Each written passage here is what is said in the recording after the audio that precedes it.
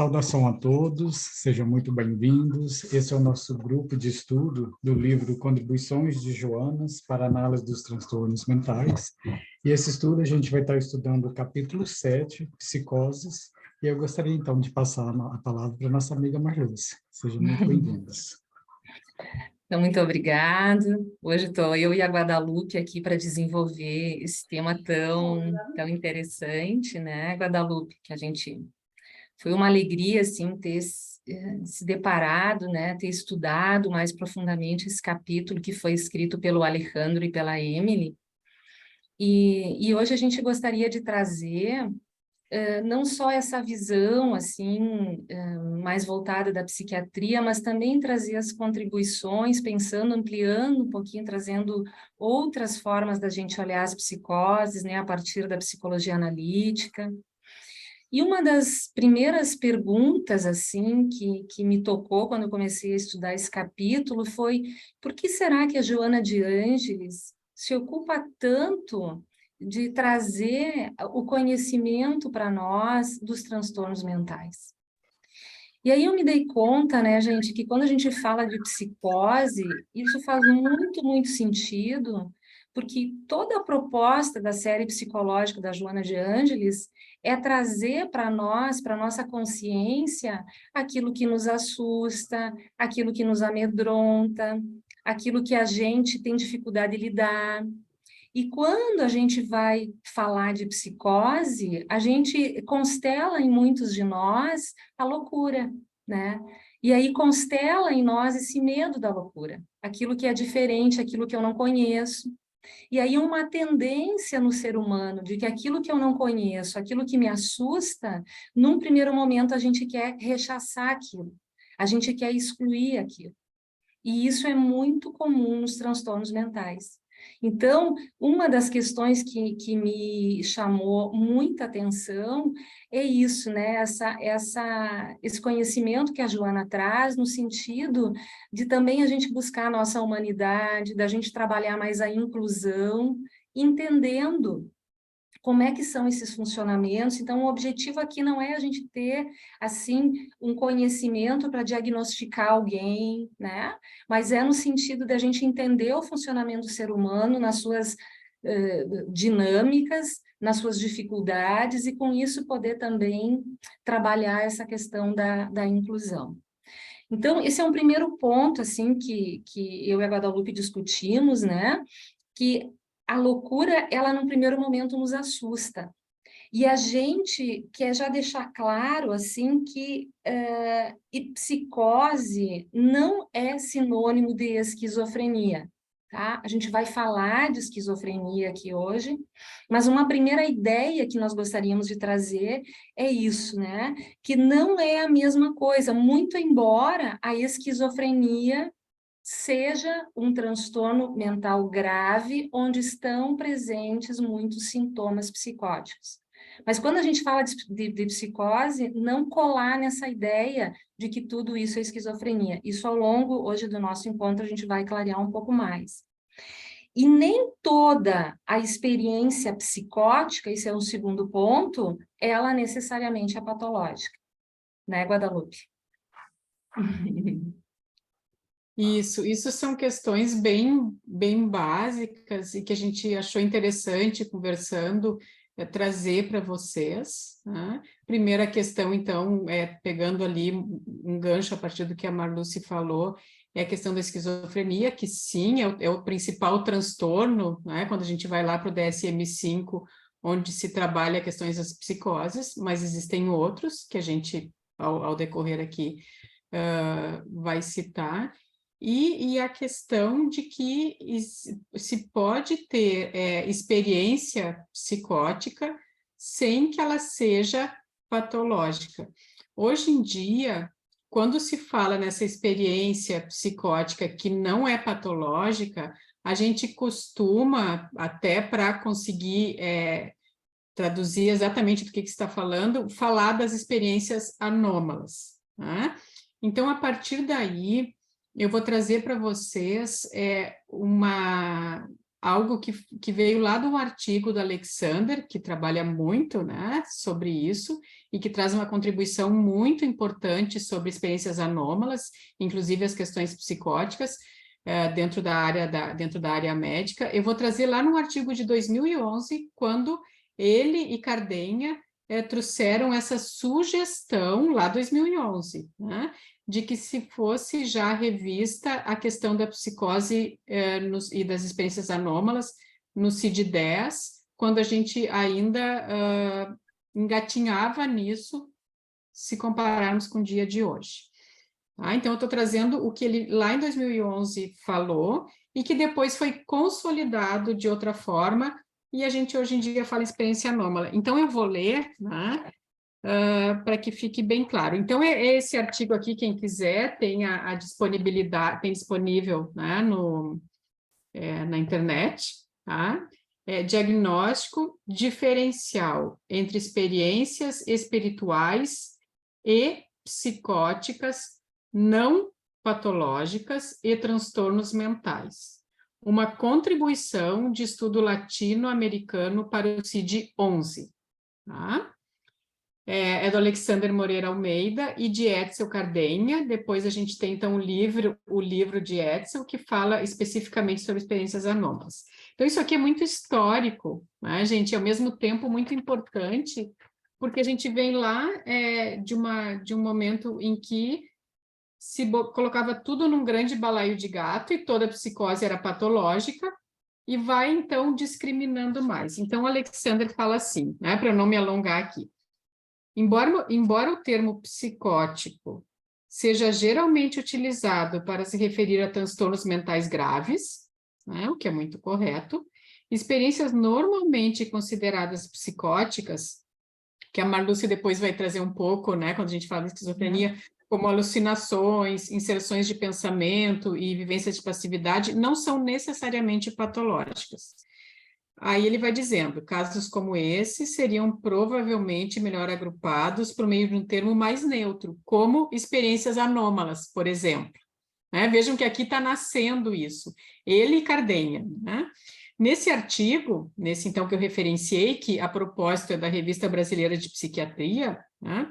Nesse artigo, no entanto, seguiu-se a sugestão de Jackson e Fulford de utilizar as expressões fenômenos psicóticos ou experiência psicótica em um sentido mais amplo, para designar tanto patológica como não patológica. Daqui em diante, o termo sintoma psicótico vai ser utilizado apenas para designar uma experiência psicótica patológica. Então, vejam que isso é histórico, onde a gente tinha essa confusão entre os termos. E hoje, eu acho, né, Marluce, que a gente acaba usando mais experiência anômala, para essas experiências, né, que não são patológicas, e a psicose como algo ligado a transtorno mental. Ao transtorno mental. Mas eu acho importante a gente trazer isso historicamente e que depois se transformou em experiência anômala, para chegar, então, até essa nossa conversa um pouco mais fluida, né? Então, fica assim a dica desse artigo, e que depois, então, se transformou em livro, enfim, né? E a gente vai longe. Tá. E se tem alguém que estudou psicose, gente, foi o Jung, porque o Freud, ele teve muita experiência com pacientes que eram mais neuróticos, né? Neuróticos todos nós somos, a gente vai entender um pouquinho também. Mas o Jung, ele tem um contato muito mais acentuado com os pacientes psicóticos graves, né? Porque ele vai trabalhar lá no início dos anos de 1900, no Hospital Psiquiátrico de Burgose, ali na Suíça, onde era um centro, na época, de referência de estudos da psiquiatria. E aí, então, o Jung, eu achei umas conferências lá de um Jung já mais maduro, lá nos anos 30, 35, quando o Jung vai fazer conferências em Londres para mais de 200 médicos. Então, vejam que era uma plateia bastante qualificada, assim, onde ele vai começar a trazer as ideias dele, que eram ideias muito arrojadas para a época, E ele vai trazer, então, essa ideia do inconsciente, porque para a gente entender as psicoses, a gente precisa voltar um pouquinho a essa estrutura e dinâmica da psique que o Jung traz e que Joana de Ângeles trabalha também, né? Então, para esses colegas lá, o Jung dizia assim, ó, que 1/3, 1/5, ou talvez a metade da vida humana, ele dizia, se desenvolve e se desenrola em condições inconscientes. Por que eu estou trazendo isso? Para a gente entender a dimensão que esse inconsciente tem, tá? Porque quando a gente vai falar de psicose, a gente está falando de uma invasão que ocorre desse inconsciente na consciência. No livro da Joana de Ângeles, se eu não estou enganada, no Vida, Desafios e Soluções, a Joana traz uma imagem da consciência como uma rolha flutuando no oceano. O oceano sendo esse inconsciente e a rolha essa consciência, né? Então, a gente precisa ter ideia dessa noção, né? Que o Jung vai dizer que a consciência, falando para esses médicos, era uma película. Era uma película que cobria uma vasta área que ele chamava de inconsciente, mas que era totalmente desconhecido. E ele dizia mais, ele diz, olha, quando a gente fala inconsciente, ele diz, né, a gente quer sugerir uma ideia a respeito de alguma coisa, mas o que a gente consegue exprimir apenas é uma ignorância quanto à sua natureza. Então, tamanha força o que aquilo contém ali, né? E essa imagem inicial é importante, porque quando a gente vai falar da psicose, então, como algo mais patológico, como a Guadalupe estava diferenciando ali no início, a gente vai falar desses conteúdos que invadem a consciência e onde o ego, ele não tem estrutura para dar conta disso, né? Então, isso é uma questão muito importante. E aí me chamou muita atenção uma pergunta que uma médica faz para o Jung, numa dessas conferências que ele dá, perguntando assim, né? O Jung estava falando desses afetos, de como a gente é invadido, né? Como a gente é invadido por emoções, por complexos, ele falando da teoria dos complexos, quando a gente perde a cabeça, às vezes, né? E aí essa médica pergunta se o fato de o Jung considerar que a emoção podia ser algo obsessivo e dominar o indivíduo, se isso não era uma invasão ou uma psicose confusional, ela pergunta. Achei interessantíssimo. E aí o Jung diz que não necessariamente, né? Porque ele não necessariamente era uma psicose, porque ele mesmo fala que muitas vezes ele tinha fantasias muito loucas, né? E isso a gente vê, todo esse mundo interno dele relatado ali no livro vermelho, nos livros negros, e aquilo, então, ele mesmo tinha isso, e depois as coisas voltavam ao normal, né? Por quê? Porque tinha uma estrutura ali de ego capaz de dar conta, de lidar com esses conteúdos. Então, mas aqui nesse capítulo, do Contribuições, né, se trabalha muito essas invasões que vêm do inconsciente, que desagregam a consciência e que em casos, então, graves, como na esquizofrenia, não há possibilidade de conter isso, né? Não tem um ego ali capaz de suportar isso, de organizar isso, né? Por isso que há uma desestrutura. Tu queres falar, Guadalupe? Eu lembrei de algo que eu não sei exatamente a autoria, né? Então, alguns atribuem a Robert Lang, enfim, né? Uhum. Outros, eu já ouvi o Jung, a primeira vez que eu ouvi foi contando a respeito de Jung, e quando eu procurei, né, eu vi como sendo de Campbell, que é essa questão de que o esquizofrênico se afoga nas águas que o místico nada com prazer. Né? O Jung diz para o James Joyce, Guadalupe, lembra? Isso, para o Falando da James filha dele. Joyce, e ele não usa místico, né? Então, vem do Jung, vem do Campbell, né? A referência que eu teria, que o Joseph Campbell, mitólogo, né? Que o Jung tinha, então, muita afinidade, diz que o esquizofrênico afoga-se nas águas que o místico nada com prazer. E como a Marluce está trazendo, e foi a primeira vez que eu ouvi o Gelson contando, e depois, né, eu fui procurar ler, que o Jung, pelo que Marluce me corrige se eu estou trazendo errada, que eu estou contando de cabeça, né, como se diz, que o Jung enfim, Jung e Joyce conversavam, né, não sei se o Joyce era paciente do Jung, eu acho, né? Eu acho que sim. Aí, E aí, o Joyce disse que todas essas as questões que a filha dele tinha, ele também tinha, né? E pelo que eu entendi, e gente, né, me desculpem porque eu estou contando realmente sem ter revisado, a filha dele tinha esquizofrenia ou uma psicose grave, né? Talvez não fosse esquizofrenia, né? Mas uma doença mental grave, tá? E o Jung disse isso, né? O Joyce disse, mas isso que tu estás falando eu também tenho, só que eu não me incomodo. E daí o Jung disse, mas nas águas em que tua filha se afoga, tu nadas com prazer. Por que eu estou trazendo, né, isso? Né? Porque essa questão, né, Marluce, que eu acho importante da invasão do inconsciente por uma consciência que não consegue conter, né? Então, essa diferenciação também é algo que é importante, né? Nem toda contato do inconsciente com o consciente é patológico.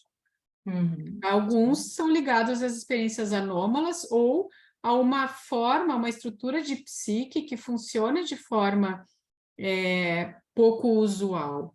Né? Mas o esquizofrênico, o psicótico patológico se afoga nesse lugar, não consegue conter, é fragmentado.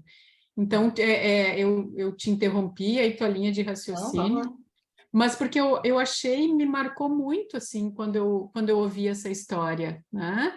Vindo do Jung, depois referenciando o Campbell também, de que é muito, nós somos muito complexos. Então, a mesma coisa que para mim é extremamente perniciosa e patológica, quando eu entro em contato, para outra estrutura psíquica pode não ser, pode estar ligado a um lado criativo dela, né? A um lado que ela consegue lidar com isso. Então, é um lugar que a gente caminha que é muito complexo, a gente não pode tentar colocar em caixinhas, né? Então, acho muito interessante, assim, essa frase me marcou muito.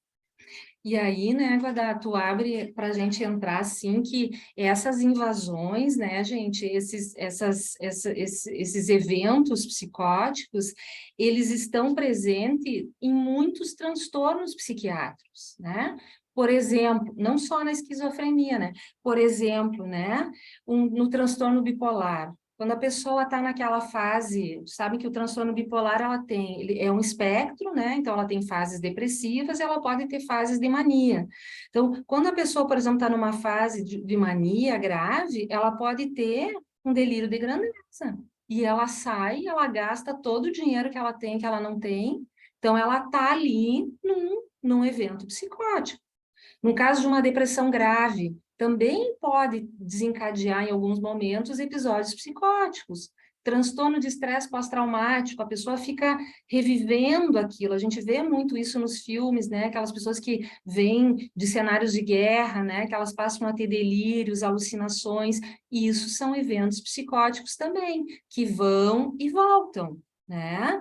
Nos casos, por exemplo, de uso de substâncias, não tem substâncias que são para isso, para a pessoa entrar num modo de alucinação ali, para ela não ter alucinações? Então, ali também há essa invasão do inconsciente para a consciência, mas quando a pessoa cessa o uso da substância, a tendência, né, é ela voltar ao normal, desde que, claro, né, gente, ela não tenha uma predisposição e aquilo possa ser, inclusive, um fator desencadeante de uma doença que estava ali latente, e aquilo que é o que acontece, por exemplo, me lembrei há uns anos atrás, quando eu fiz estágio numa clínica psiquiátrica aqui em Porto Alegre, internou um rapaz de 18 anos, que ele tinha tido, assim, eventos bastante traumáticos na vida dele, tinha perdido a mãe dele um ano antes, e ele começou a frequentar uma série de cerimônias que usavam o ayahuasca, né? E ele foi uma, foi duas, foi três, numa quarta vez, esse rapaz psicotizou. E aí eu pude acompanhar, assim, desde o início da internação dele, ele perdeu completamente a noção de realidade, ele ficou 40 dias internado, e aquilo foi um fator desencadeante para depois ele receber um diagnóstico de esquizofrenia. Então, aquilo estava ali, não tem como a gente saber se ele não tivesse, né, feito uso de substância, se aquilo talvez pudesse ser desencadeado mais tarde, né? Porque aí também, né, Guadalupe, tem estudos sobre esse uso, né, de maconha, de várias substâncias que podem, né, desencadear algo que estava ali latente, né? Se entra, vocês acho que até já tiveram um encontro sobre abuso de substâncias, mas se entra realmente, né, nesse lugar onde se tem muitos estudos, alguns colocando... gente, desculpe que eu moro em casa e tem, tem barulho de cachorro aqui. Alguns colocando, então, o uso dessas substâncias como a cannabis ou como... mesmo a ayahuasca, LSD, com um fim terapêutico, né? E estudos colocando o lado bastante nocivo, bastante pernicioso. Não nos cabe aqui abrir demais esse leque, mas sim trazer o fato de que existem evidências científicas substanciais do grande perigo que é de se entrar nesse terreno, né? Então, se por um lado existem estudos que mostram que pode haver um lugar para se usar essas substâncias controladas dentro de ambiente médico, em certas situações, por outro, para a população em geral e, grosso modo, a chance de se desenvolver psicose, que é o nosso assunto aqui, porque não é só isso que pode acontecer, ela existe, né? E aí tem estudos demonstrando antigos, né, desde 1967 ou 68 até recentes, mostrando que sim, que pessoas que têm propensão à esquizofrenia podem desenvolver surtos psicóticos e uma doença latente a partir do uso de maconha, né? E aí, claro, não é todo mundo que fuma maconha que vai desenvolver esquizofrenia, né? Isso me parece óbvio. Não é algo assim que tenha um valor preditivo positivo que se possa, em números, colocar, mas existe essa relação. E quanto mais cedo inicia o uso da maconha, mesmo que recreativo, maior a chance de que exista essa correlação. Assim como, quanto mais ela é usada, maior a chance de que se desenvolva alguém que já tem isso latente, desenvolva esquizofrenia, e alguém que pode até não ter latente, que desenvolva surtos psicóticos e que tratado retorne a uma estrutura de psique normal, né? A mesma coisa com LSD, que tem todo um lugar de ser para algumas situações, em pacientes terminais, por exemplo, mas que a gente sabe que o risco de psicotizar e não haver um retorno a essa estrutura da psique também é grande, né? Então, isso a gente tem que levar em conta. Ainda mais quando a gente está trazendo aqui essa fala, que não tem fins diagnóstico, nem científicos, mas de autoconhecimento, né? A gente está trazendo essa fala para um lugar onde nós nos vemos como espíritos imortais, e nós somos responsáveis pelo que entra e pelo que sai, né, da boca. Então, a gente tem que ter muito cuidado com isso, né? Não quero trazer aqui uma fala julgadora, restritiva, e também a gente não vai se aprofundar na questão das drogas, mas a gente precisa ter muito discernimento, porque assim, né, gente, vamos pensar, e eu queria falar de mais 2 tipos de psicose, Marluce, antes de passar a palavra, que eu acho que elas são bem comuns. Vamos pensar assim, né? Se a gente reencarna e tem o benefício do esquecimento, porque a gente não consegue lidar com tudo que a gente já fez, né? Por que nós iríamos, de forma artificial, buscar esse contato com questões inconscientes que não vieram à tona de uma forma natural. Né? Então, o uso de substâncias, de drogas, né, ilícitas, ou lícitas, tem muito a ver com isso. Né? Por que a gente vai buscar esse lugar? Por curiosidade? Por que a gente vai forçar uma entrada no inconsciente se ela não veio através de sonhos, se ela não veio através de experiências mediúnicas, se ela não veio através de uma experiência mística, se ela não veio através de uma experiência anômala, que hoje em dia a gente sabe que experiência anômala ela é diferente do normal, né? Mas ela não é patológica por si. Então, algumas experiências anômalas vão estar ligadas a distúrbios mentais, mas por si não é. Né? Então, até vou ler, que isso aqui eu separei para ler direitinho, né? O que Cardenha, lá em 2013, Etzel, então, que organizou o livro, fala, né? Muito longe de se referirem a transtornos mentais ou anormalidades, essas experiências anômalas, elas referem-se a experiências incomuns ou irregulares, que, embora vivenciadas por uma quantidade razoável da população, desviam-se da experiência comum ou das explicações comumente aceitas pelo paradigma vigente. Então, se a gente não teve uma experiência anômala, por que forçar, né?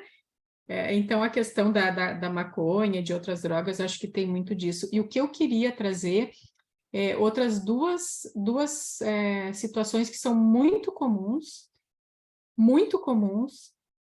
e que podem ocorrer, né? A psicose puerperal, né? Então, a gente sabe que muitas gestantes psicotizam, né, logo no período pós-parto, né? E tem que ter essa contenção, né?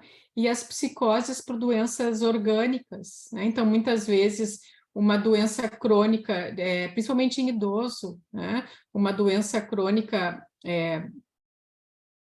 mal controlada, não no sentido de que houve que seja deliberado, né? Mas um distúrbio hidroeletrolítico pode causar uma psicose, principalmente em idoso, né? E aí a gente não entende o que está acontecendo, o idoso vai lá para a emergência, faz tomo, faz isso, faz aquilo, olha os eletrólitos, né, vê que está descompensado, compensa doença crônica, né, cardiopatia, ou enfim, seja o que for, e a pessoa sai do surto psicótico. Então, vejam como todos, né, Marluce, e te devolvendo a palavra, mas já trazendo isso que a gente também conversou bastante, né? Todos nós, e aí vem a preocupação da Joana, todos nós, de uma forma ou de outra, nós estamos nesse lugar em que existe essa possibilidade em nós. Né? Então, a gente não pode olhar para a psicose como o esquizofrênico, o bipolar, o depressivo grave. Isso está latente em nós, né? Porque nós temos, através das nossas escolhas e do que nós já fomos, essa possibilidade de que também a gente seja invadido pelo nosso inconsciente e não consiga lidar com isso. Né? Então, acho que a gente tem que olhar para tudo que está se falando aqui como algo que, claro, né, vai formar consciência e nos ajudar a lidar com essa doença quando nós somos visitados ou temos algum familiar ou conhecido, mas entender que a gente está aqui para se conhecer no final das contas, né? E acho que isso Joana traz muito com essa preocupação dela.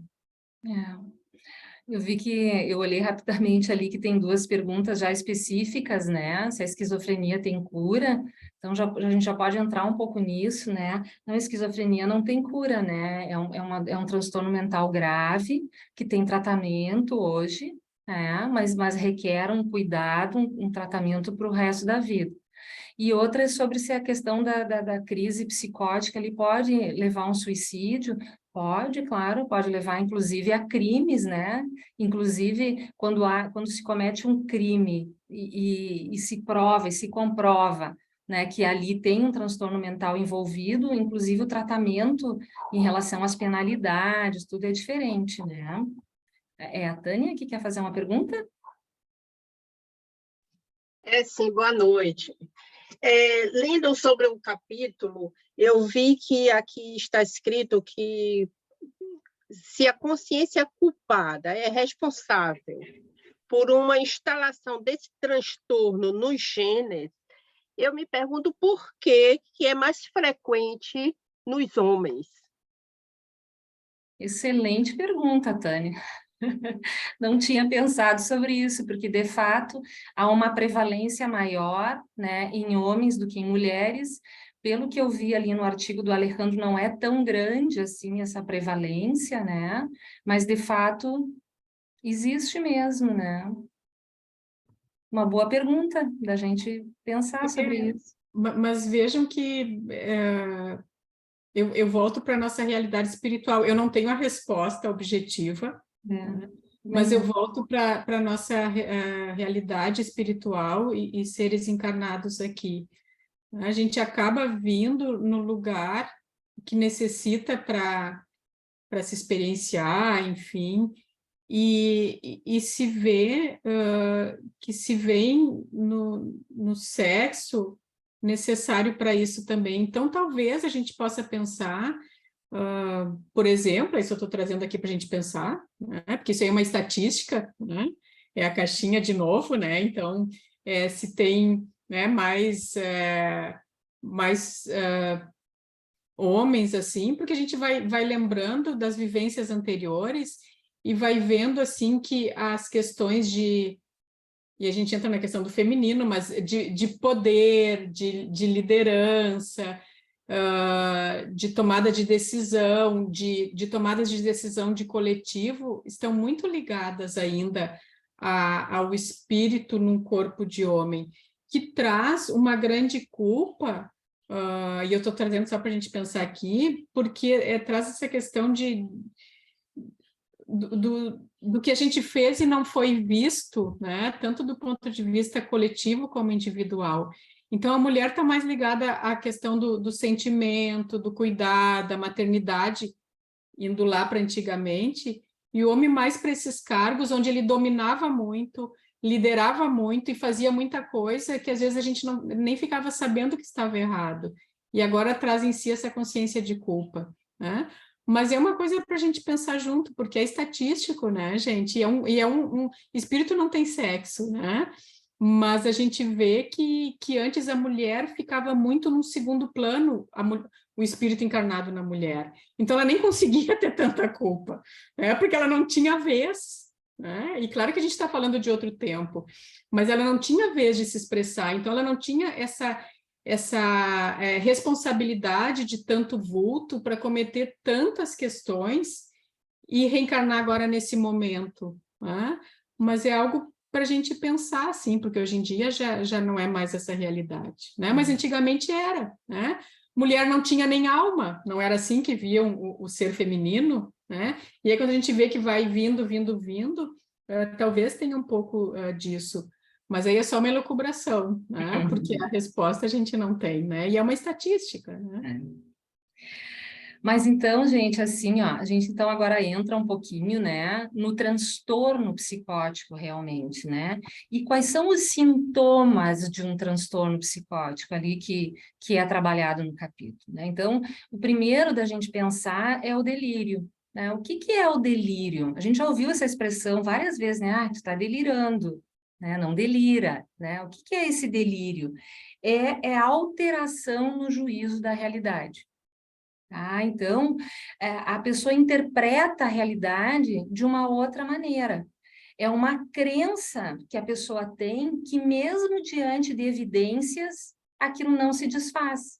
Né? Então, eu posso entrar num delírio aqui de que tem alguém que está me observando diferentemente, está querendo fazer alguma coisa contra mim. Né? Então, há uma distorção dessa realidade, né? E aí, pode ter vários tipos esse delírio pode ter vários tipos de conteúdo. Por exemplo, né, pode ser um delírio de grandeza. A pessoa pode achar que ela realmente tem características excepcionais, né, que ela é um enviado de uma entidade, ou que ela tem a tal entidade que governa a vida dela e que ela tem uma missão grandiosa. né? Pode ter um delírio que se chama delírio de referência, né? A pessoa está ouvindo, por exemplo, numa crise psicótica, a pessoa está ouvindo uma notícia na televisão e aí ela tem certeza que o que aquela pessoa está falando na televisão é para ela, está perseguindo ela, né? Então, pode ser, por exemplo, esses delírios de que o mundo vai acabar, né? Que tem uma coisa que vai acontecer uma grande catástrofe, né? Me lembro de uma paciente que disse para mim, no finalzinho da sessão, que ela precisava me contar um segredo, né? Que eu começasse a estocar alimentos, porque algo terrível ia acontecer. Né? Então, e ela tinha convicção disso, ela tinha certeza disso, né? E aí também tem delírios religiosos. Esse rapaz que foi internado, que eu contei para vocês, quando ele pôde minimamente se comunicar, quando perguntavam qual era o nome dele, ele dizia que era Vishnu.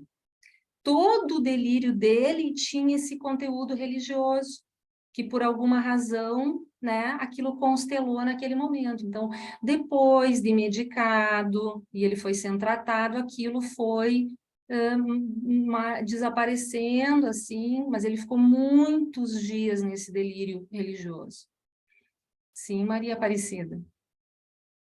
Marluce, olhando dentro do Espiritismo, vendo a esquizofrenia e também a parte da obsessão, elas podem se confundir muito, não?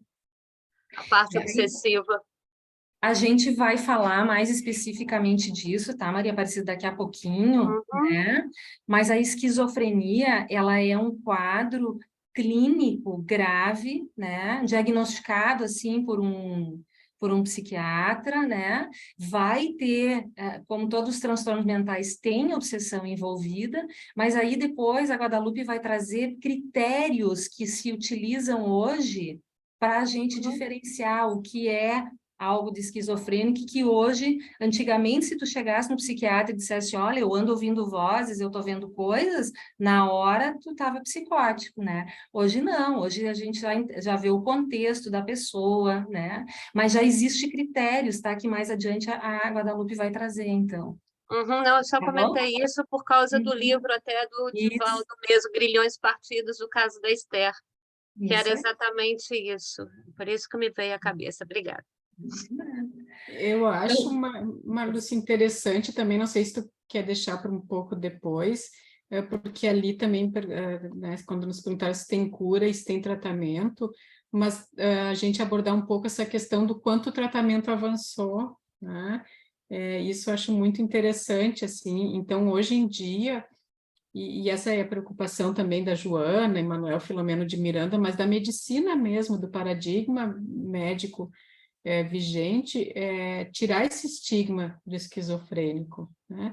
Então, antes não se tinha nem medicação, né? E hoje em dia não tem cura, que nem pressão alta, né? Então, quantos pacientes que são hipertensos, e a hipertensão, né, ela é super prevalente na população em geral, se descobrem hipertensos, né? Tratam, pressão melhora, o que fazem? Para a medicação. Né? E aí tem um AVC hemorrágico e complica a encarnação, né? Então, a gente pode fazer esse paralelo hoje em dia, né? Mesmo que esteja se falando de doenças de gravidades diferentes, mas elas têm comorbidades parecidas, e o nosso jeito, enquanto ser humano, de agir é parecido, né? Hoje em dia, a gente pode comparar, grosso modo, com a hipertensão, né? Se eu não trato uma hipertensão, eu posso ter um AVC hemorrágico e acabou, né? Perdi a chance que eu tenho de viver, né? De aproveitar cada minuto. A esquizofrenia, hoje em dia, ela é assim, né? Ela não tem cura, mas se eu trato, existe uma imensa e cada vez maior possibilidade de eu ter uma vida muito proveitosa. Né? A gente ouviu também o Dr. Leonardo, que trabalha com Manuel Filomeno de Miranda, tratar um pouco sobre isso, né? E eu aprendi muito também com ele.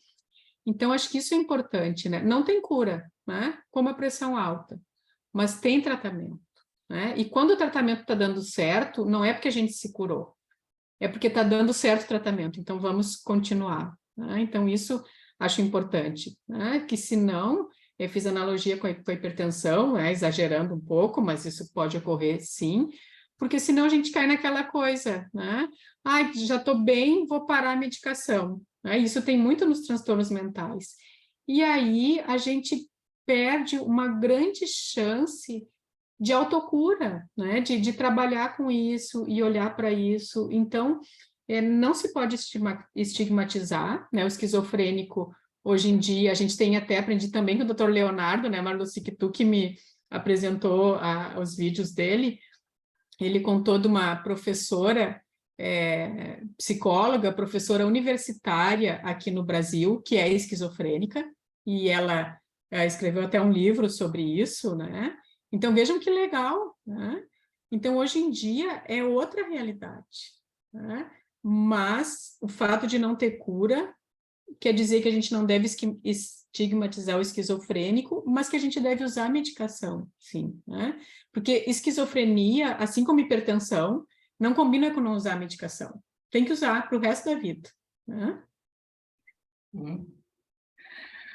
Então, gente, o Soli, eu acho que levantou a mão, antes de eu continuar nos sintomas de um transtorno psicótico. Só uma perguntinha, por Sim. gentileza. Muito obrigada, doutora Marluce. Mas é que eu gostaria de saber se vocês pudessem falar um pouquinho maior sobre o F25, transtornos esquizoafetivos e subtipos. Porque vem a ser muito grande, dirigido. O que é isso? Tá, nós vamos primeiro, né? Se for possível, claro, né? Tá legal. A ideia não era entrar assim especificamente, né, em todos os transtornos, mas acho que primeiro para a gente poder compreender, né, quais são os sintomas então de um transtorno psicótico. Então tem os delírios que eu estava falando para vocês, tem as alucinações. O que são alucinações, né? São experiências que são semelhantes à percepção, só que elas ocorrem sem um estímulo externo.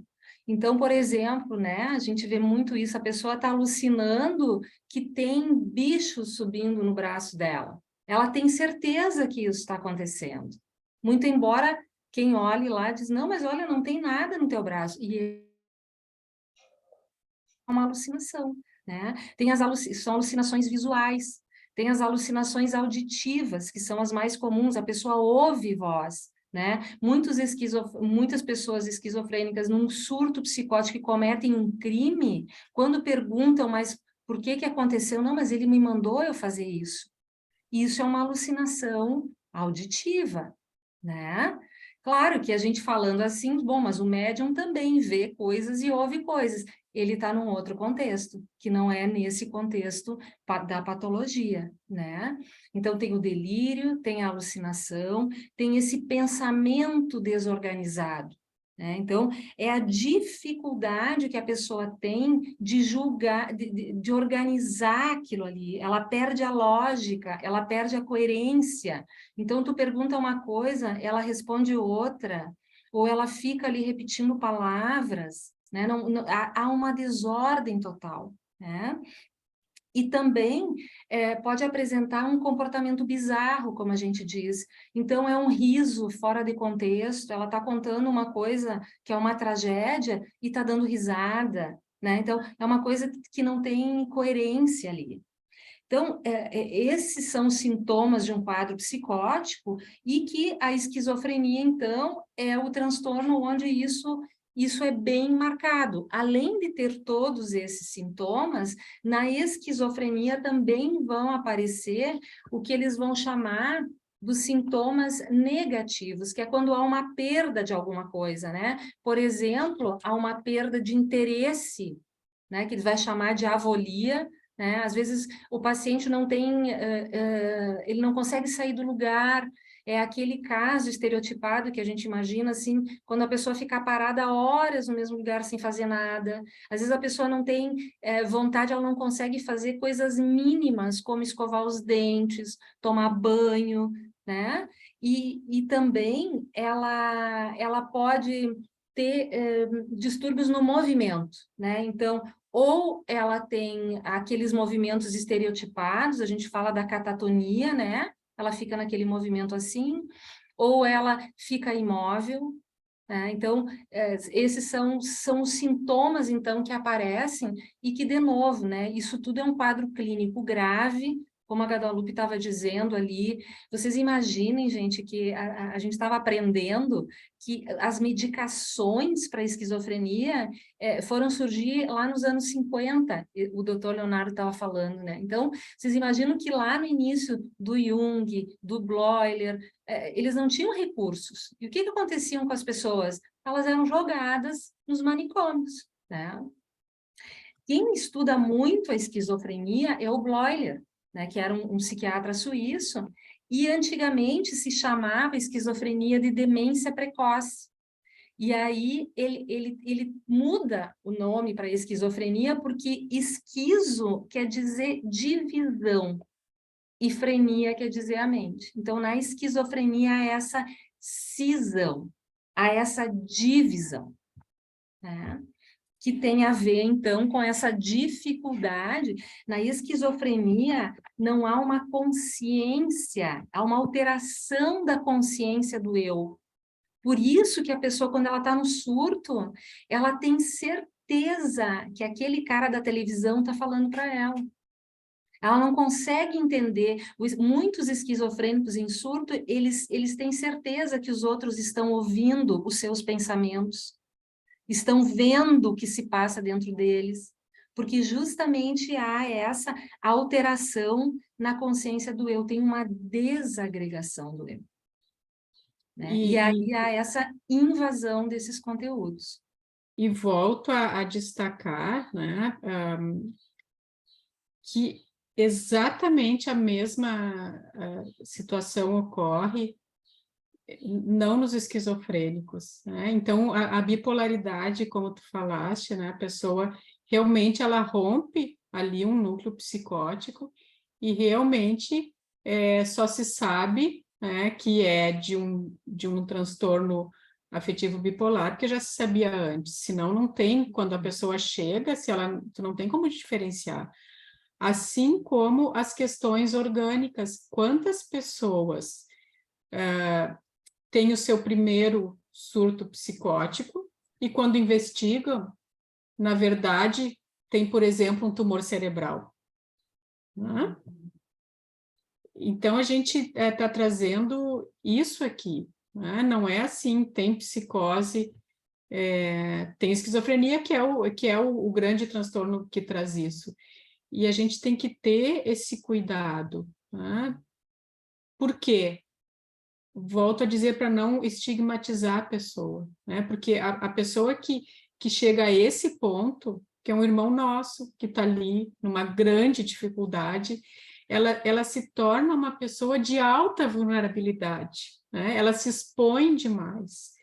E mesmo que depois ela tenha tratado, não interessa qual é por que teve a psicose, né? Aquele surto psicótico, como se diz, né? Popularmente, né? Por que rompeu aquele... É uma pessoa que merece respeito, não julgamento e um olhar amoroso, que é o que vai curar, né? Então, mais importante do que o diagnóstico é a gente entender que tem uma pessoa ali que está se expondo, tem uma pessoa ali que está precisando ser entendida, está precisando ser acolhida e não julgada, não, eu vou usar de novo a palavra estigmatizada, né?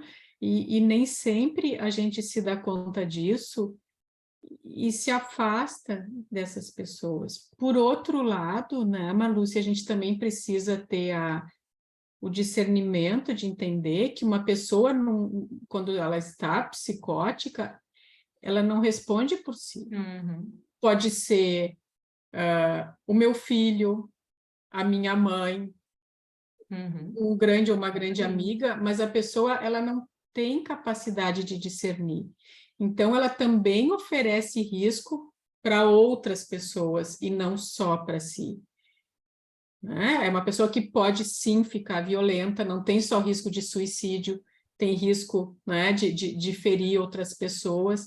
Então, a psicose, ela realmente é um quadro de extrema gravidade que necessita, ao mesmo tempo que de acolhimento, de entendimento de que não é num discurso verbal normal que a gente vai conseguir lidar com aquilo, né? Então, acho que tudo isso está posto quando se fala num transtorno onde tem psicose. E a pessoa que é tratada, e aí a gente passa pela medicação nisso, né, quando não é uma experiência anômala, muitas vezes, dependendo daí, né, do grau que se chega, ela volta a um funcionamento totalmente dentro de uma normalidade. Né? Então, é preciso que a gente trate e não fique só levando no centro espírita, achando que a medicação não é necessária, apesar de, e a gente vai falar sobre isso, como a Marluce falou, é muito importante que se tenha um amparo espiritual. Né? Acho que tem três pessoas aí que querem perguntar. Acho que a Xanda é a primeira, né? Depois eu Soli. Obrigado. Eu estava pensando agora sobre para vocês como profissionais, né? Já dizem da dificuldade de discernir, né? A dificuldade de analisar e avaliar essa pessoa, né? Imagina para as pessoas da família que estão acompanhando, como é importante e também difícil, né? Porque muitas vezes a pessoa não consegue se colocar, como vocês falaram, no local, como essa pessoa, né? O que está passando com essa pessoa, né? Acaba tendo preconceito, acaba tendo uma avaliação errada, né? Às vezes por próprio assim não ter conhecimento, mas como é necessário a família ou aqueles que estão acompanhando se envolver e auxiliar, né? Como é necessário. Acho que tu está trazendo um ponto importantíssimo, né? Que a Joana de Ângeles trabalha aqui, que o transtorno mental ele envolve um grupo familiar. E aí, dentro do que tu estava falando, eu me lembro, Xanda, de receber uma pessoa que a família não suportava mais ela, porque ela entrou num delírio, assim, daquelas teorias da conspiração, né? Então, foi uma época aqui onde todo mundo exigia a vacina para viajar, e essa pessoa se negava terminantemente a tomar a vacina, e os familiares estavam no exterior, e ela estava aqui no Brasil, porque ela tinha certeza de que se inoculava na vacina métodos de controle mental dela. Né? E a família estava em sofrimento com isso, porque não sabia como lidar, como manejar, né? Então, esse tema que tu traz é fundamental, porque às vezes o paciente está lá, à parte, nessa cisão no mundo dele, e a família, porque isso é um compromisso da família também. E eu e a Guadalupe conversávamos antes, né? Quando a gente pensa, por exemplo, que na esquizofrenia existe uma base genética que não é determinante, mas ela é importante, se expressa na genética porque isso estava no perispírito, né, gente? E aí se vem naquele grupo familiar, por exemplo, se sabe hoje em estudos que um filho, né, que tem um pai e uma mãe esquizofrênica, ele tem uma probabilidade muito maior de desenvolver esquizofrenia do que quem não tem. Então, do que a gente está falando? Que na espiritualidade, então, se reúnem esses espíritos que têm esse compromisso e que vêm nesses grupos familiares onde isso também se expressa na base genética. Então, o transtorno mental, ele é um desafio para toda a família mesmo, né? Que implica ali de suportar aquilo, de buscar o tratamento para aquilo. Como tu diz, às vezes é um sofrimento imenso, e às vezes a gente vê casos de esquizofrênicos assim mais graves, que às vezes eu me lembro nessa clínica de uma senhorinha coisa mais amada, o filho único dela, um esquizofrênico, assim, que ficava bem controlado com a medicação, mas de tempos em tempos ele tinha surtos. E aquela mãezinha, assim, com 80 anos, ela ia lá, ela visitava, só moravam os dois, né? Então, a gente vê, assim, como realmente são transtornos que envolvem todo esse grupo, né? E que não é fácil manejar mesmo. Antes de passar para a próxima pergunta, eu lembrei, nossa, agora eu lembrei de mais de 20, muitos anos atrás, quando eu passei na psiquiatria como acadêmica de medicina, e me chamou muita atenção também quando a gente ficava na psiquiatria, no estágio, né? De uma mãe que também, com um filho também com esquizofrenia, e hospital escola, né, a grosso maioria ali é Sistema Único de Saúde, essa também era, né, apesar de se ter o tratamento lá de convênios, enfim, mas era uma pessoa com poucos recursos financeiros, e ela estava, assim, realmente usando de tudo para juntar dinheiro para que o filho parasse as medicações, porque ela tinha descoberto um tratamento alternativo, né, que eu não vou citar aqui, não é da área espírita, mas que a gente sabe que não dá certo, e que era extremamente caro na época, né, e que até hoje ainda, enfim. E ela ia gastar tudo, estava querendo tirar o filho por pedido, né, se responsabilizando, para tentar, naquela ânsia inconsciente, de curar seu filho, né? Naquele amor de mãe, mas um amor inconsciente. Então, por que eu estou trazendo isso? Porque vem muito ao encontro, Marluce, disso que a Xanda perguntou, que tu estava falando, o como as vidas estão entrelaçadas, né? O como a gente está tentando de novo, a gente está tentando reparar, e o como, claro, no final das contas, todos nós vamos conseguir, né? A lei amorosa do Pai, ela é irrevogável, mas o quanto a gente ainda se equivoca nas escolhas pela nossa inconsciência. E, por outro lado, o quanto a cada momento a gente pode ir tentando fazer um novo caminho. E aí eu me lembro disso quando tu falas da genética, né? Que também lá quando eu entrei na faculdade era assim, tem o gene, acabou, né? Gene do, enfim, acabou, né? Tá ali com o carimbo, né? E daí, com toda a questão do projeto Genoma e com a epigenética, a gente viu que não é bem assim, né? Que nada está tão determinado assim. Então, que a gente tem a genética como tendências muito fortes, claro, não é que, né? Mas a gente tem essa questão de o gene se expressar ou não através da epigenética. Então, vejam como hoje em dia a gente está numa situação muito mais confortável e muito mais responsável, porque nós sabemos cientificamente que a gente tem muito mais chance de mudar a nossa realidade, né? Então, isso, ao mesmo tempo que traz responsabilidade, é de uma beleza imensa, né? Porque a gente pode ter ali o gene, mas a gente pode não expressar, né? E, ao mesmo tempo, a gente está naquele núcleo familiar para, de uma forma ou de outra, reparar coisas do passado, né? Seja homem, seja mulher, nessa estatística que, aliás, né, para a mente analítica, médica, isso é muito bom, porque quando chega, né, dependendo do sexo, a gente já vai fazendo todo um organograma, pode ser mais isso, pode ser mais aquilo, mas a mente analítica é uma coisa, a realidade espiritual é outra. O CID, a Classificação Internacional de Doenças e o DSM-5 é uma coisa, a nossa realidade espiritual é outra. Então, a gente precisa lembrar disso, né? Porque nada está tão posto assim, né? Nós somos co-criadores da nossa realidade. Então, a gente tem essas questões, mas a gente também tem essa possibilidade de ir transformando a todo momento. Acho que agora, não sei se é a Isabel ou eu Soli que pergunto. Sou eu. Eu sou Li. Porque é o seguinte, com essas últimas que a Dona Marluz falou, e você também, como agora encerrando, com relação à família, né? Tem a ver com o que eu ia perguntar, o seguinte, no atendimento fraterno, surgiu o caso de pessoa que vinha na época, quando o centro espírita, né, ainda antes da pandemia, nós tínhamos o centro no local. E ela vinha, tomava o passe, se sentia melhor, depois desaparecia, né?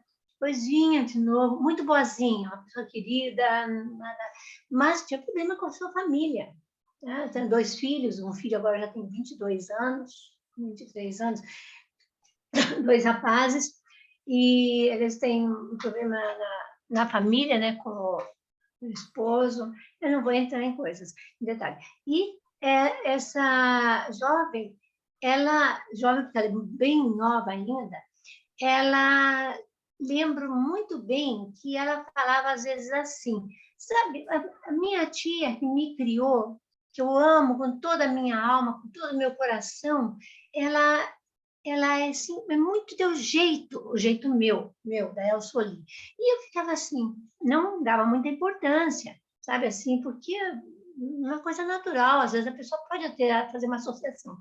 Mas depois passou o tempo, eu percebi que essa moça, ela de vez em quando aparecia, ela tinha crises de choro. Depois tinha crises de... depois com a pandemia, o atendimento ficou sendo, né, só online mesmo. Então, ela me, assim, sabe, considerava... Começou a falar assim, parecia que ela se transformava, dizer que eu era assim, uma mãe para ela, que eu era mãe, você é minha mãe mesmo, não tem jeito, você é minha mãe. E aquilo e não era bom, porque ela estava falando de um jeito, ela é uma senhora de 40 anos ou mais, e ela falava assim, sabe, você é a minha mãe, eu tenho certeza que você, olha, você tem tudo para ser a minha mãe. Eu disse, querida, peraí, vamos lá. Eu gostaria que você fizesse uma retrospecção dentro de você, por que você está com essa necessidade de repente? Sabe, assim, uma coisa muito assim, estranha mesmo. E está dentro disso aí que vocês estão falando, porque acontece sim, no atendimento fraterno de pessoas que a gente tem que trocar, não pode ficar sendo eu só atendendo. Então, porque eles parecem que se projetam, fazem uma projeção, né, no outro. E daí, encurtando, depois de tempos que eu consegui, mais tempos que eu digo assim, quando ela de vez em quando aparecia para uma ligação, né? E para o atendimento fraterno. Essa moça falava para mim assim, olha, agora me sinto tão bem, está tudo tão bem, tudo caminhando tão bem, e era assim, uma beleza. Está tudo dentro do que vocês estão falando. Por isso que eu fiz aquela pergunta do F25, sabe? Então, essa pessoa... eu tenho certeza que ela tem uma vida boa, tranquila, eles têm uma boa economia, e são casados há muitos anos, mas ela tem uma necessidade, na realidade, de consultar um psicólogo. E você sabe que depois de bastante tempo eu consegui convencê-la, graças a Deus. Eu falei assim, escuta, querida, não estaria o momento de você ir procurar uma ajuda psicológica? Eles são ótimos, são muito bons, eles vão te ouvir assim, uma beleza, poder falar todas as coisas da sua vida, de tudo que você imaginar. E ela conseguiu, ela foi mesmo, sabe? Ela, inclusive, mandou para mim uma foto no telefone, mandando que ela tinha marcado a consulta. Olha que graça. Aqui chama Verde Central, do Hospital do Bairro. Então, estou contando isso para vocês porque existe uma grande necessidade disso aí que vocês estão falando agora, sobre as psicoses, para a gente poder compreender melhor. Porque quem está estudando com vocês e já é psicólogo ou psiquiatra, já está no métier. Mas nós que não somos, eu não sou uma simples enfermeira, eu não tenho nada, nenhuma formação. Então, eu tive, sabe, eu orei muito antes de atendê-la, sabe, eu orei, pedi a Jesus, assim, uma inspiração, né, e fiz a pergunta novamente, e dessa vez ela aceitou. Então, o psicólogo tem condição de atender, ou, no caso aí, esse comportamento dela, o que vocês pensariam do comportamento? Você teria que ser um psiquiatra mesmo? Porque eu não tenho coragem de falar, eu tenho que esperar ela um dia se comunicar comigo novamente, para saber como é que, né, que está caminhando. Então, eu precisava mesmo de um conselho, essa é a verdade. Tá? A Guadalupe é que atende ali no fraterno, né, Guadalupe? Mas realmente, quando a pessoa chega ali para o atendimento, tem muitas coisas que aparecem, né? Eu sou ali, tem essas questões espirituais, assim, importantes, né? Das obsessões ali. Mas eu acho que tu conseguiu te sair super bem, né? Porque aí ela procurando essa porta de entrada nesse psicólogo, talvez essa pessoa encaminhe, se veja que há uma necessidade. E eu acho que daí, né, Guadalupe, depois da Isabel, quem sabe a gente já entra nessa diferenciação, assim, do que é uma psicose, do que é algo mediúnico, né? O que tu Acho acha? interessante, eu vou fazer só um comentário e passar para a Isabel fazer a pergunta em relação a isso que a gente estava conversando agora, que a Sueli colocou, principalmente no fraterno, né, gente? No fraterno, nós somos veículos da espiritualidade. E é assim que a gente tem que se colocar. Né? Não estou falando de mediunidade ostensiva, mas nós estamos ali para servir, graças a Deus, tendo a oportunidade. Então, dentro disso, cada pessoa que chega, assim como fora do fraterno, é de uma complexidade que a gente não consegue alcançar. Nós não alcançamos a nossa, quanto mais a dos outros. Então, o que a gente tem que fazer é estar disposto a bem servir e falar aquilo que a gente for inspirado na hora, lembrando que não é lugar, nunca é lugar, mas que a gente não deve julgar, que a gente não está ali para, em poucos minutos, resolver a vida, né, ou dar conselho, que nós somos ali, a gente deve viver no amor sempre, então a lei do amor sempre vai nos mostrar o caminho, mas que a gente está ali como um veículo, né? Então que a gente realmente se entregue e se coloque ali como o veículo da espiritualidade para nos para falar aquilo que cada pessoa precisa. Então não tem uma fórmula. Cada um que chega, a gente não tem como saber o que tem por trás, né?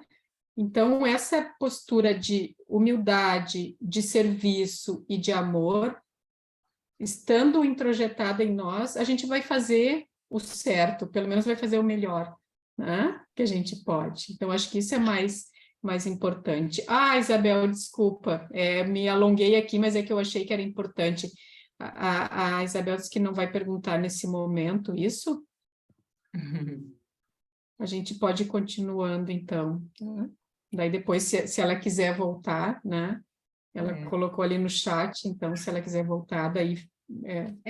A gente teria vários exemplos, assim, mas eu acho interessante para nós entrar aqui na Joana de Ângeles, né, devido ao tempo, mas estou me lembrando de alguns casos, assim, que o Jung falava, quando ele começa a estudar, né, a esquizofrenia, ele vai falar muito desses afetos, né, que existe algo que pode ser algo desencadeante, e eu me lembrei de uma história de um familiar, de uma paciente, né, que ele tinha uma vida relativamente assim normal. Era uma pessoa que tinha passado num concurso público, era funcionário público, casado, até que ele era considerado uma pessoa diferente, estranha, porque o esquizofrênico tem essa questão, né, do embotamento afetivo, dessa dificuldade das emoções. E quando essa mulher engravida, a mulher dele, ele tem um surto, e ele nunca mais retorna ao que ele era, né? Então, é um homem que vai demandar muitas internações ao longo da vida, recebe o tratamento, tudo, mas já era uma forma, assim, mais comprometida, grave, né? E aí a gente vê também todo esse envolvimento da família, né? Essas repercussões aí espirituais. Uma das questões que a Joana de Ângeles coloca, que a Joana fala especificamente de esquizofrenia no livro Triunfo Pessoal e no livro... como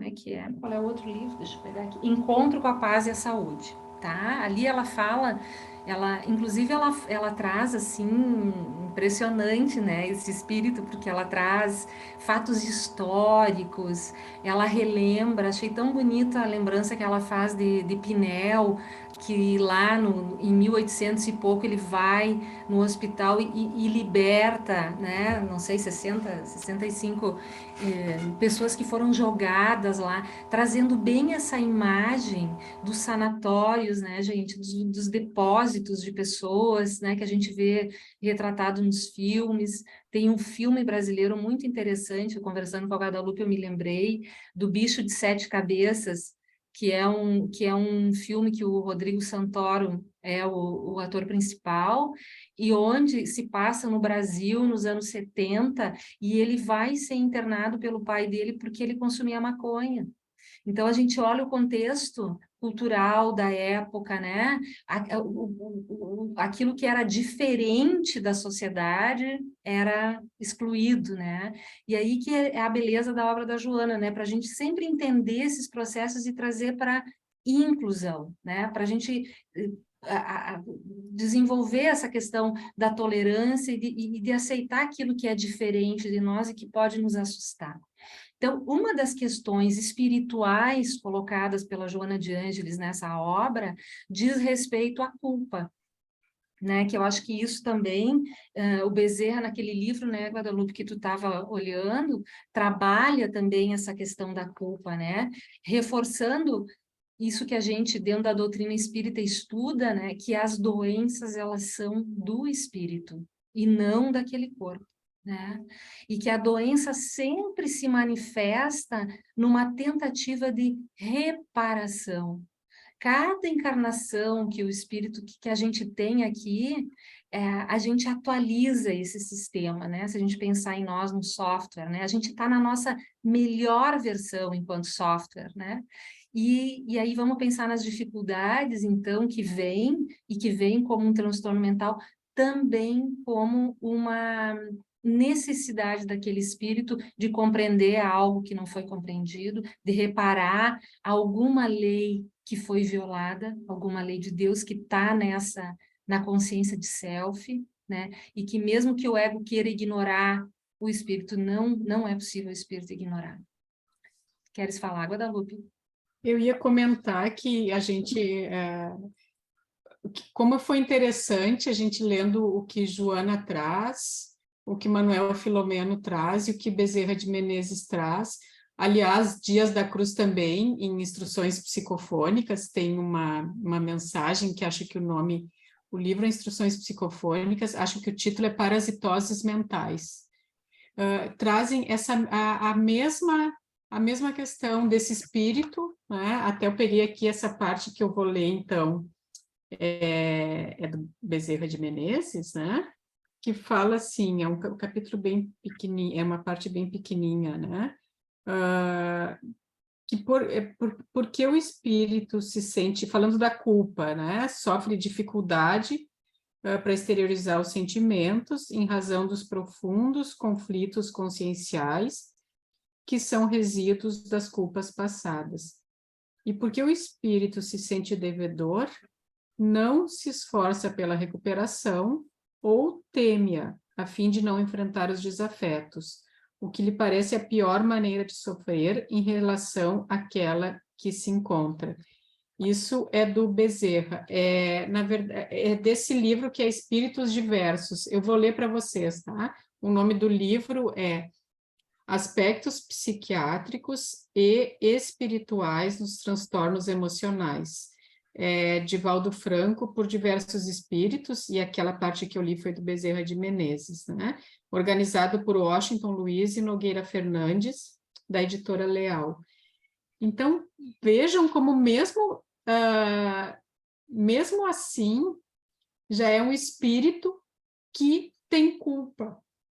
E é a melhor versão dele, né, Marluce? Isso é bonito, é interessante, porque antes fazia a revelia e nem culpado ficava. Então, claro que é ruim, né? Todo esse processo de trabalhar com a culpa e para as pessoas nessa situação mais ainda. Mas, mesmo assim, é a melhor versão, porque é um espírito que está cada vez mais se aproximando das leis de Deus, né? Porque já está nesse processo de se sentir culpado, né? Então, isso é interessante também, né? E aí, Guadalupe vem com uma frase da Joana, conectando com isso, que me impactou muito, gente, quando ela diz, né, que o paciente esquizofrênico é um espírito que perdeu o endereço de si mesmo. Olha que imagem bonita essa, né? E forte essa, né? Então, ele perdeu o endereço de si mesmo, é quando a gente perde a conexão lá do GPS e não sabe para onde ir. Então, o que a gente tem que fazer? O que o GPS faz? Ele recalcula a rota. Pensando nessa analogia que tu está trazendo, né, Guadalupe, que mesmo então que seja grave a situação, há esse movimento de tentar achar o caminho de volta. Porque ela segue dizendo, né, então, ele perdeu o endereço de si mesmo, ele está carregado de culpas transatas, que procura refugiar-se na alienação, através, naturalmente, dos fenômenos orgânicos e psicológicos que foram impressos pelo perispírito nos genes encarregados da sua organização biológica. Eis porque esses espíritos conflitivos, eles sempre reencarnam através de pessoas que tenham os fatores preponderantes para a formação fisiológica propiciatória à instalação do transtorno psicótico profundo. Isso aqui está no livro do Encontro com a Paz e a Saúde. Então, aqui a Joana traduz para nós, né, essa questão de perder o endereço de si mesmo, esse envolvimento que existe desse grupo de espíritos, então, que vão reencarnar com essa tentativa de reparação, né? E no Triunfo Pessoal, quando ela fala mais da culpa, ela fala na esquizofrenia da culpa que só a pessoa sabe que cometeu. Então, é aquele crime, aquilo que tu enganou, aquilo que tu fez para o outro, que nunca veio a público. Mas por isso que eu me lembrei dos homens, desculpa de ter, por isso que eu me lembrei da questão da prevalência, né, que a mulher antes não, né, o espírito feminino. Desculpa te interromper, mas... Não, fala. Porque aí a Joana diz assim, né? A delinquência, a exploração, a pessoa que utilizou dos amigos e dos conhecidos para os explorar, traindo-lhes a confiança ou covardemente destruindo o corpo em crimes horrorosos, que não foram justificados, quer dizer, que não foram descobertos, né? Porque passaram desconhecidos ou porque as circunstâncias legais não o alcançaram. Então, não houve uma justiça nem dos homens aqui. Não havendo sido liberados pela reparação através dos cometimentos impostos pela lei vigilante, quer dizer, aquilo ficou assim e não houve essa reparação, e esculpiram nas delicadas tecelagens vibratórias do corpo perispiritual a responsabilidade infeliz, que ora ressurge como cobrança, como necessidade de reparação, impositivo de reequilíbrio, de recomposição social, familiar e humana. Né? Então, porque quando a gente transgride uma lei do universo, né, uma lei divina, o ego pode até dizer, a gente justifica muitas vezes, né? Não, todo mundo rouba, também vou roubar. Né? Isso é uma justificação, isso é uma justificativa do ego. Né? Isso é uma inconsciência que pode vir até da cultura e desse inconsciente coletivo. Mas no self, né, gente, no espírito, é que está realmente aquilo que é ético, aquilo que condiz com a lei do universo. E sempre que a gente rompe essa lei, né, burla uma lei, né, comete um pecado, entre aspas, né, erra o alvo dessa lei, como essa ideia do pecado, isso em algum momento ele vai vir, né? E o ego vai ter que então dar conta. Então eu posso passar uma encarnação inteira achando que não dá nada, né? Mas aquilo vai ficar registrado, como ela diz, ali no perispírito, né? Sim, Guadalupe. Não estava te ouvindo, mas estava pensando aqui essa questão, né, de onde está escrito a lei de Deus na consciência, né, na consciência espiritual de self, porque muitas vezes essas questões estão ligadas distorções do coletivo. Então, tem muitas coisas que a sociedade aceita, né, mas que estão indo contra a lei de Deus. Então, até nisso é chegado um momento em que o espírito vai ter que se deparar, de acordo com a sua responsabilidade, consciência ou inconsciência. Então, quando a gente fala disso, tu trouxe, né, do rouba, né, o todo mundo rouba, mas outras questões que não são tão assim, e a pessoa, mas todo mundo faz, então vou fazer. Não, né? As mães são sábias, né? Aquela frase que aqui no Brasil, né? A famosa, você não é todo mundo, né? Mas a fulaninha tem um telefone, né? Todo mundo tem um telefone.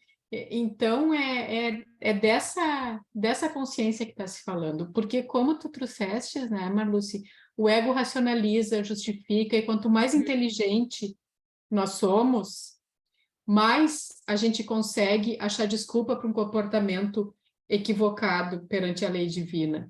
E por isso a gente tem, né, o grande exemplo dentro da obra do André Luiz, Gregório, né, que tem lá a Escola dos Vingadores, um espírito de extrema inteligência, mas equivocado, né, que depois, em algum momento, ele cai em si e começa uma nova trajetória. Mas ele tinha tudo para justificar o que estava fazendo, né? E a gente, às vezes, faz assim, né? Tanto que daí a gente julga pessoas que cometem atos que a gente percebe que estão fora da lei do amor, mas a gente não se dá conta que julgando a gente também está fora, né?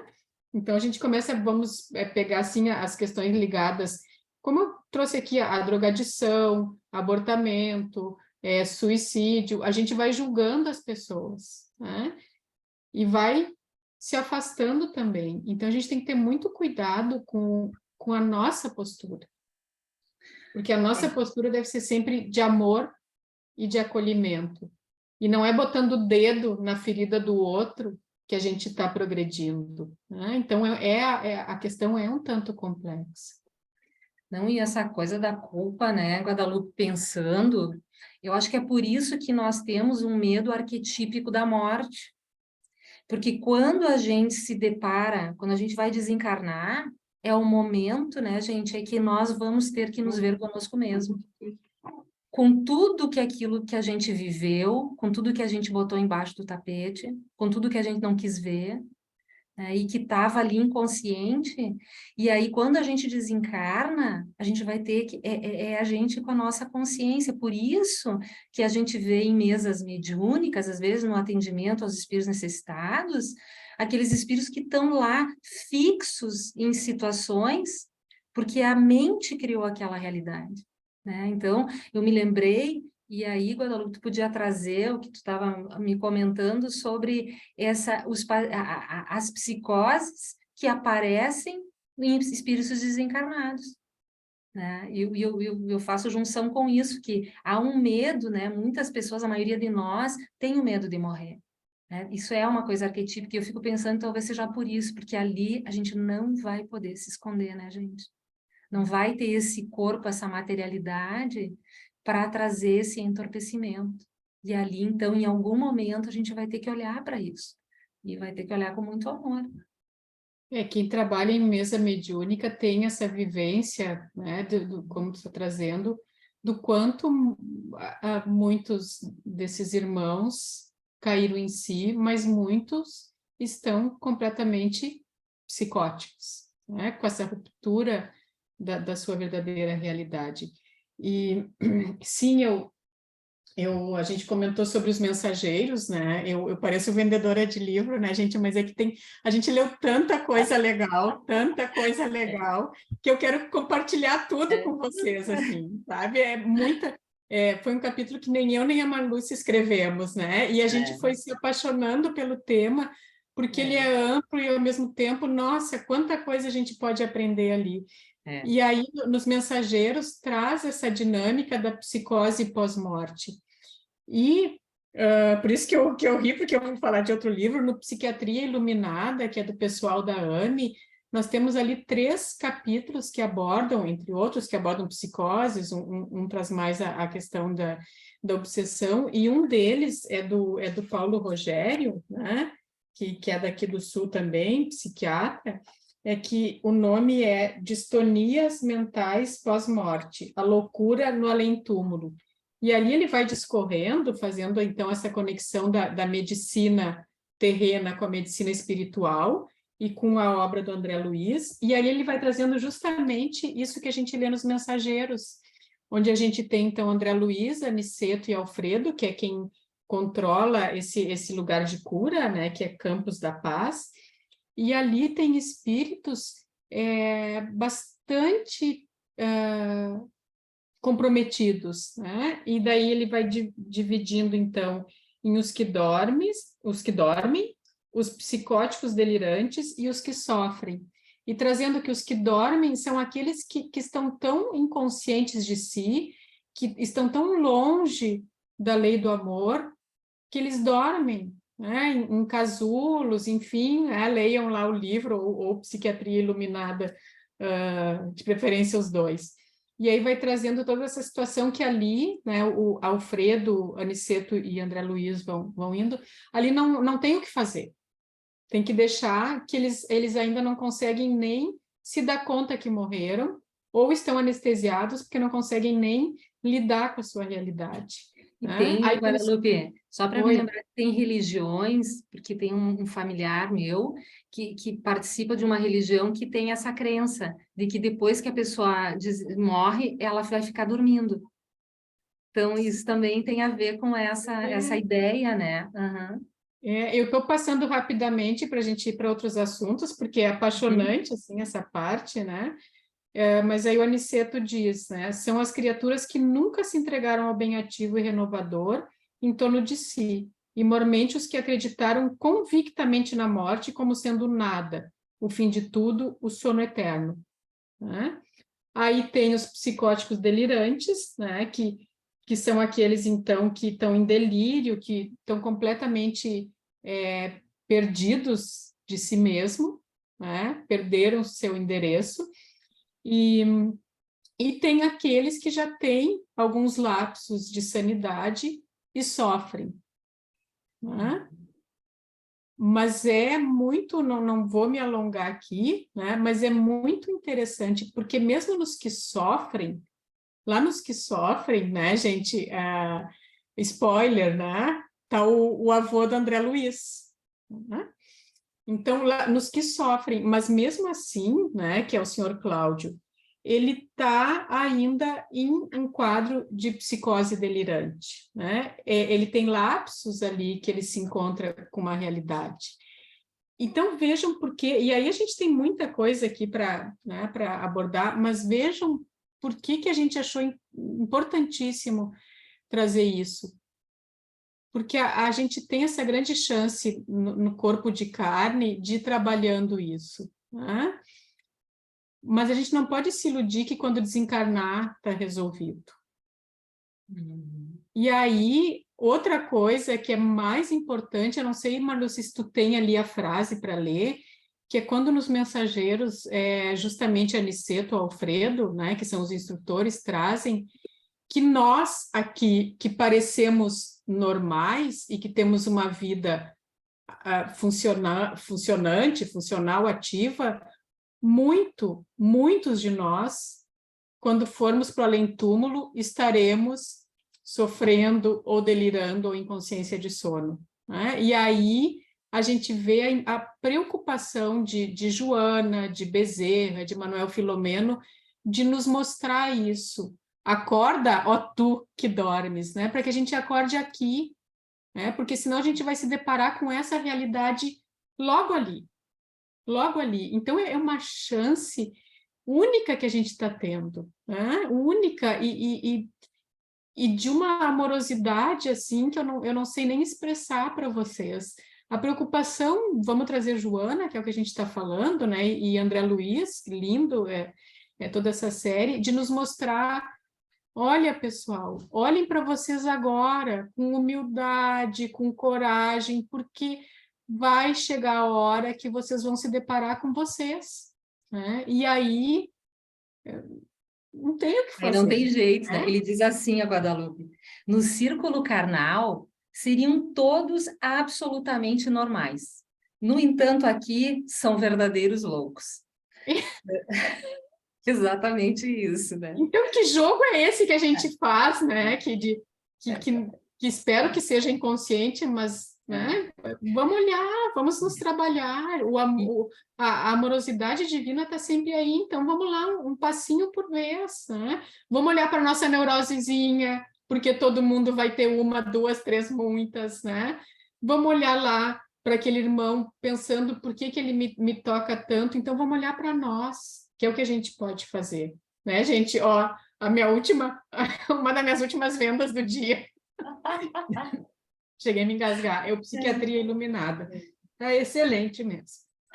E eu acho, Guadalupe, que a gente podia entrar nessa questão da psicose e da mediunidade, mas antes eu só queria lembrar que também nós, nas nossas conversas, que a gente adorou estudar esse tema, a gente se lembrou do mito de Dionísio na mitologia, né? Dionísio, na mitologia, ele representa a loucura. Ele representa a loucura enquanto o irmão dele, Apolo, representa a razão. Então, existe uma estreita ligação, assim, entre a loucura e a razão. E no mito de Dionísio, gente, tem o mito do Dionísio despedaçado, né? Em que ele é deixado para os titãs cuidarem e os titãs despedaçam ele. E aí, numa das versões do mito, Zeus pega o coração de Dionísio e costura na sua coxa, e aí Dionísio renasce. Então, eu achei linda essa imagem do coração, que é a partir do coração que ele pode renascer, e nessa terapêutica do alto amor que a Joana de Ângeles propõe, né? Por que que o amor, e nós estávamos conversando, por que que o amor é a melhor, é a única terapêutica, é a terapêutica das terapêuticas que Jesus veio ensinar? Porque o amor tem essa capacidade de unir, o amor tem essa capacidade de superar aquilo que está despedaçado, aquilo que aparentemente não tem conserto, aquilo que não pode unir, o amor tem essa capacidade. E aí eu de novo me lembrei dessa senhorinha de 80 e poucos anos indo visitar esse filho, todas as quartas-feiras que os familiares só tinham permissão de ir uma vez por semana lá para levar as coisinhas, né? E eu me emocionava sempre que eu via essa senhora, porque eu ficava pensando, olha o que é esse espírito, mesmo no grau de inconsciência que ele estava e na desorganização daquele eu, receber toda essa energia amorosa, né? Que é o que os espíritos, quando vêm para a mesa mediúnica receber o atendimento, eles são impactados pela energia do médium. E por isso que se a gente está ali vibrando em amor, em disponibilidade, aquilo é sentido, e só aquilo já é terapêutico para eles. Então, essa imagem do coração de Dionísio, né, que é a partir dali que pode renascer, é o que a Joana fala, né, da terapêutica do amor.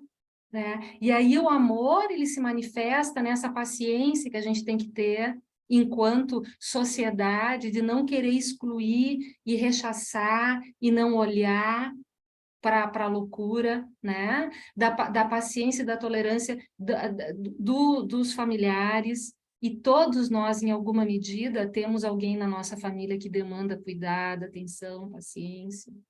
Né? Então, eu achei lindo que dá para relacionar também essa parte da mitologia com essa parte psicológica e espiritual também.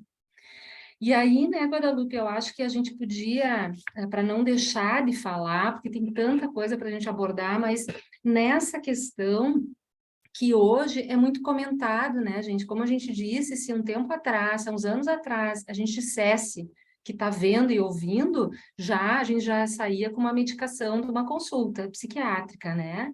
E hoje não. Hoje o médico, inclusive isso já está documentado, se a gente olha ali no manual diagnóstico que a psicologia usa, que a gente chama do DSM-5, ali diz o médico tem que levar em consideração a religiosidade do paciente.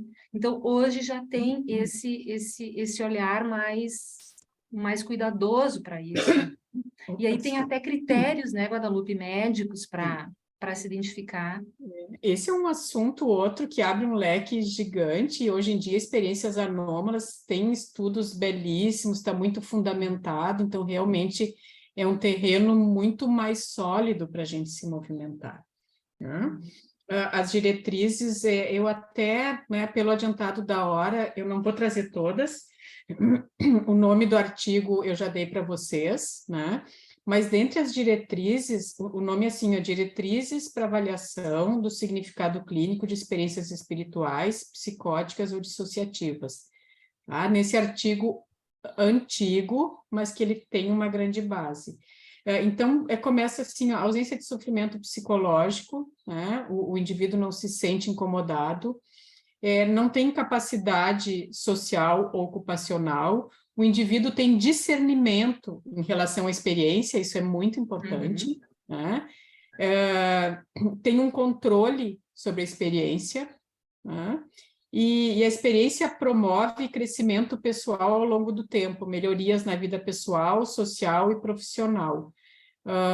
O que a gente pode entrar no campo mediúnico e de experiências anômalas, e sim, muitas experiências anômalas não patológicas não vão ser positivas e podem não trazer crescimento pessoal, né, gente? Mas aí eu estou trazendo de uma forma geral. Então, isso a gente já tem isso muito bem estabelecido como diferenciar, tá? Do ponto de vista médico, como diferenciar. Essa é a questão, né? Tem muita literatura, né, que eu não vou, né? A gente traz Alexandre Moreira Almeida e Edsel Cardenha como os que mais compilaram, e excelentes, né? E a gente tem o William James lá no início, que também eles se utilizaram de William James, mas o fato é que se tem como diferenciar. O que nos cabe? Né? A gente aqui não está querendo fazer diagnósticos médicos. O que nos cabe? Entender que sempre existe essa necessidade do multifatorial, né? Desse olhar sistêmico, né? Então, eu vou procurar um profissional para me ajudar a diferenciar, eu vou procurar aqui, falando da nossa, né, vivência, uma espiritualidade, né? Não precisa ser um centro espírita, desculpa, eu vou além da medicação, falando das psicoses, né? O trabalho psicoterapêutico é essencial, né? Fluidoterapia, enfim, assim a gente vai. Mas a gente precisa entender que nós não podemos decidir isso sozinho, né? A gente não pode botar assim, tudo que eu tenho é patológico, tudo que eu tenho é normal. Não, vamos olhar melhor, né? Vamos nos ocupar disso, vamos entender que a gente não tem sempre a resposta para tudo. Por quê? Volto a dizer, porque cada caso é um caso, e porque a gente ainda vê muito hoje em dia, né, Marlúcia, essa questão dos extremos. Isso. Ou trata tudo como medicação, ou trata tudo como espiritual. E é aí que a gente quer chegar. Né? A gente não tem aqui a resposta se é espiritual, se é patológico ou se é os dois, porque muitas vezes os dois se sobrepõem. Mas a gente tem a resposta de que não é no extremo que a gente deve se movimentar. Né? A gente deve olhar para isso, entender que existem várias nuances, que cada caso é um caso, e aos poucos ir se relacionando com isso. Isso eu acho que é o principal. E se é um transtorno diagnosticado, né? Seja esquizofrenia, transtorno afetivo bipolar, depressão maior, com comorbidades, enfim, com um quadro mais grave, a medicação vai ser necessária, o apoio espiritual vai ser necessário, o tratamento psicoterapêutico vai ser necessário, o suporte familiar vai ser necessário, tudo é necessário, a oração, a vigilância. Então, é nessa multifatoriedade que a gente vai conseguir o estado de arte de lidar com isso. Né?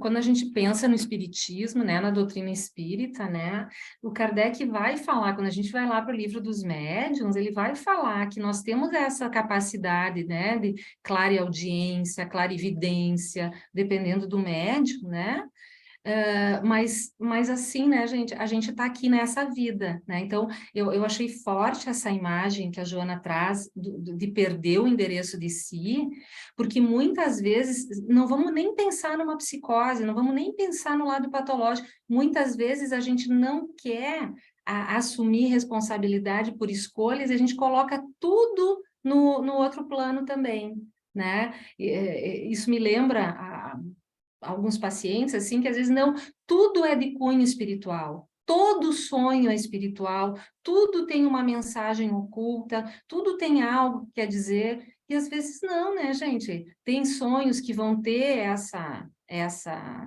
essa dinâmica, tem outros que não, né? Então, sempre tem essa consciência, nós somos chamados o tempo todo a ter essa consciência, esse compromisso, né? Tá encarnado aqui é assumir realmente a responsabilidade pelas nossas escolhas. Então, isso que tu tá trazendo, né, Guadalupe, de não ir para os extremos, não botar tudo no plano espiritual também, né? Não botar e saber fazer essa mediação aí, que eu acho que isso é bastante importante.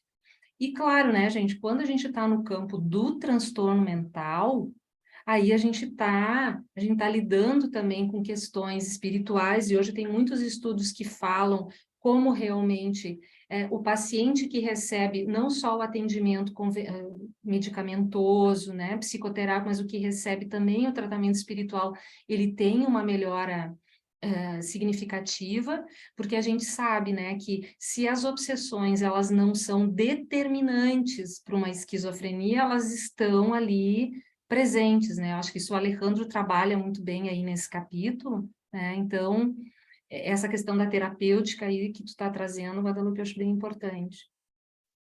É isso que eu estava pensando, que a gente não tinha falado, que sim, né, não tem os extremos, mas que quanto mais a gente não tiver esse cuidado desse olhar, né, multifatorial, mais as energias desencarnadas, ou por afinidade, ou por cobrança, vão estar presentes.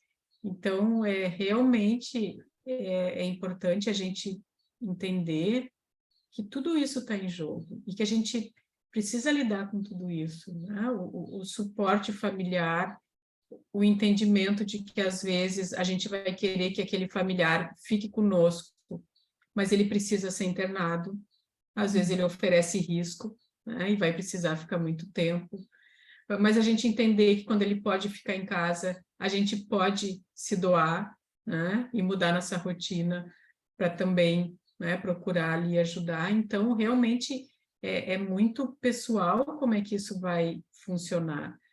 Mas, falando de psicose, tanto a medicação contínua, né, porque a gente está falando aí, no caso da esquizofrenia, né, ou transtorno afetivo bipolar, ou depressão, né, que vai se precisar usar medicação, tanto a medicação quanto o amparo espiritual são fundamentais. E o amor, né, a gente vai para a questão familiar, daí, essa questão, né, desse coração sempre aberto a si e ao próximo, né, porque também é isso que Joana nos ensina, né, e eu fico pensando, quando a gente vê que os normais, né, daqui a pouco vão estar lá nos campos da paz, se não cuidar, e eu lembro Voltei, do irmão Jacó, né, que Chico Xavier psicografa, né, para nós.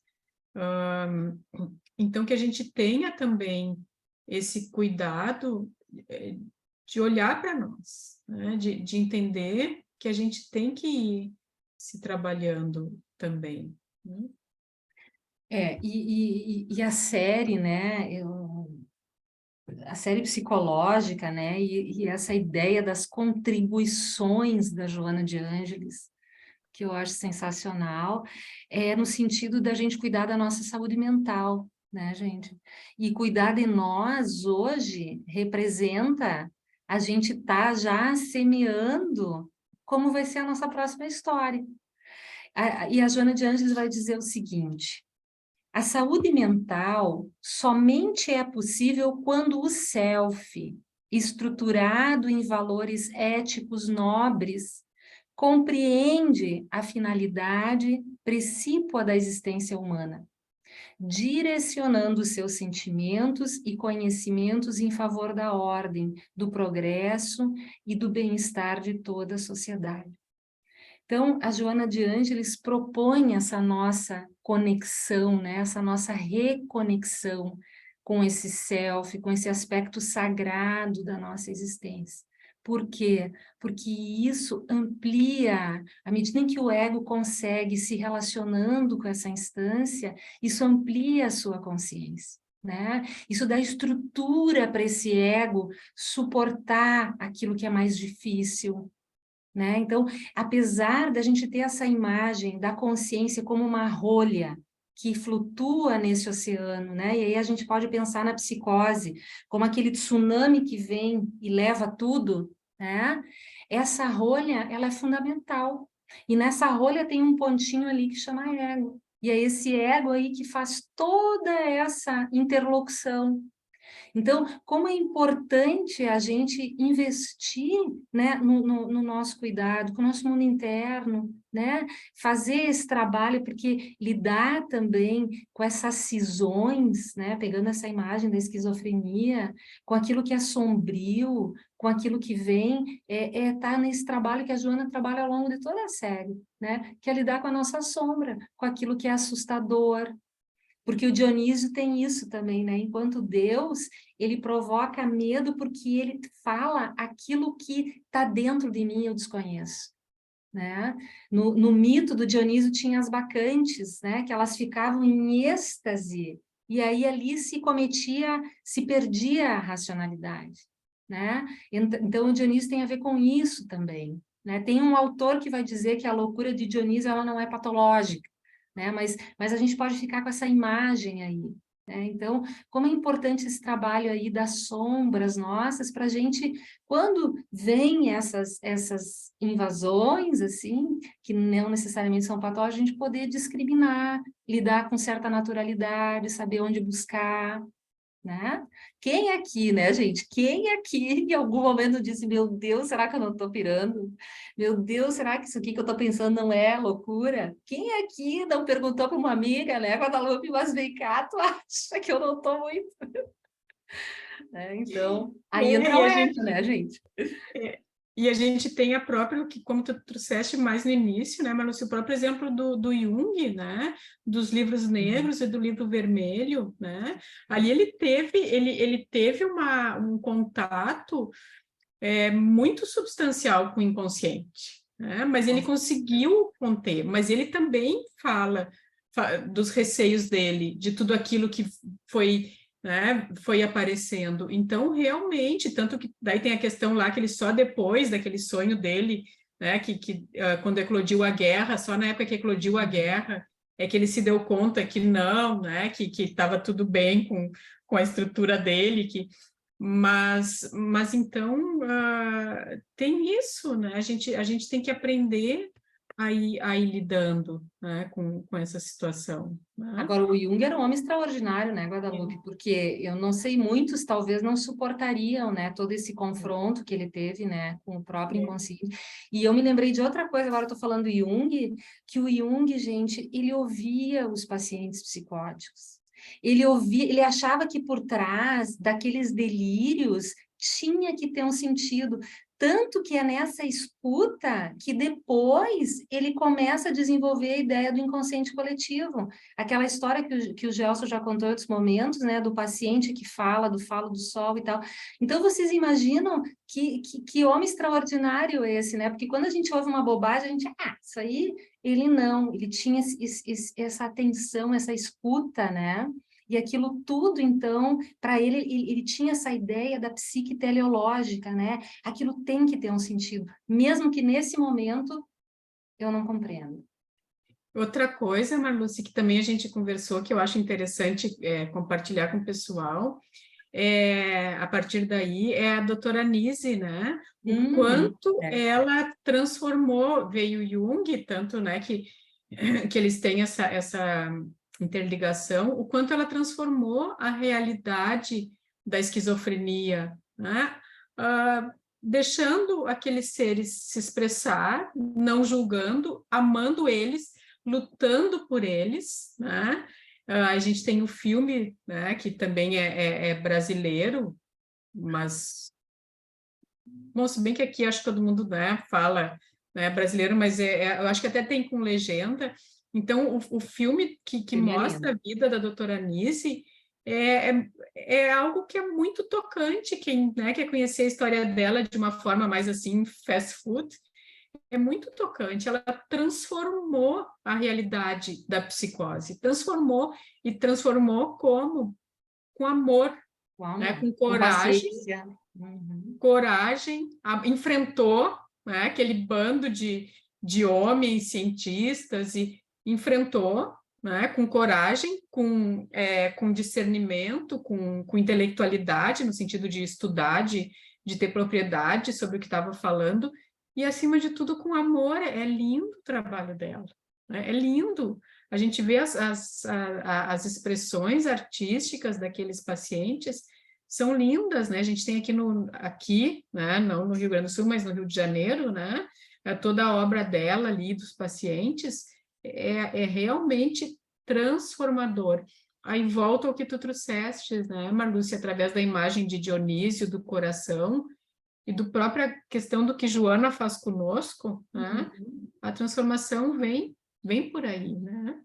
E acho que Nise é bem esse exemplo da razão do coração, né? Que a gente pode, exato. de certa maneira, usar, né?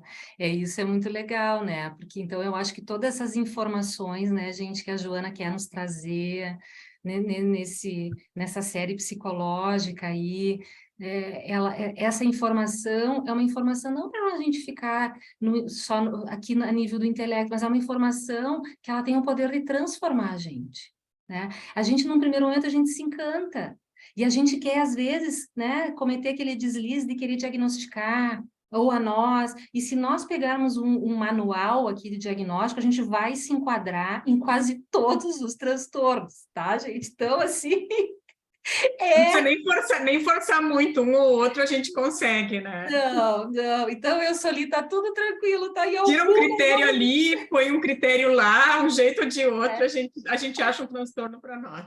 Né? A doutora Anice dizia, gente, não sejam muito certos, porque é muito chato ser muito certo, né? Ela dizia, a gente tem que ser um pouco, né?